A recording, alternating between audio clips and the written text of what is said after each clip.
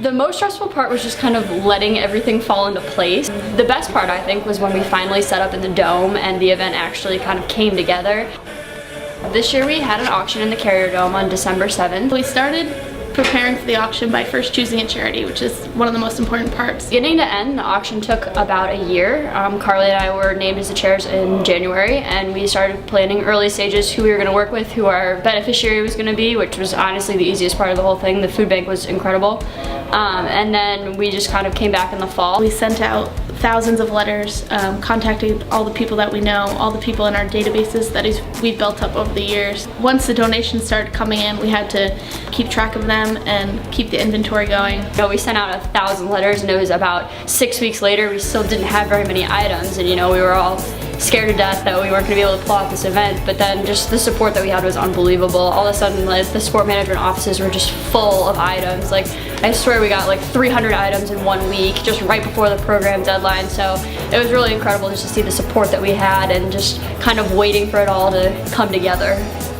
The hardest part of the auction was definitely the time. We had such little time to pull off such a huge event, especially with us all being students. We had to focus on school while also focus on this big event that kind of took up our whole lives.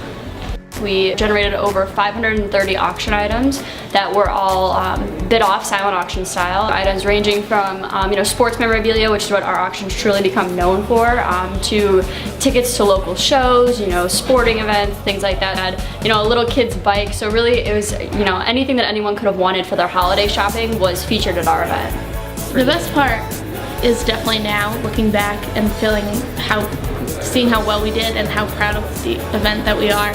You know, we put in all this hard work and everything just ran so smoothly, and you plan for everything, and there was never really a moment that we thought it wasn't going to happen, but it's just that there's been such a build-up over the past. This was our 9th auction, so we have 8 years of this incredible legacy, and it's just a lot to live up to, but we didn't really have any problems, and it was just, you know, seeing the support of having 25,000 people in the dome for a basketball game and then coming to our event was really cool. The dean of our college came, the chancellor was at the game, I know for sure, so being able to see everything come together and kind of taking a step back and realizing like what an awesome event that we put on. Every dollar that we raised through the event provided 2.3 meals into the Syracuse community, so we raised just over $30,000 for Food Bank of Central New York this year.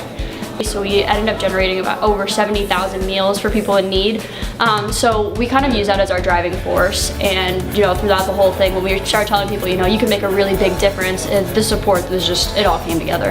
It was an amazing experience, and you really get to know all of the people that you work with, which was just an added bonus.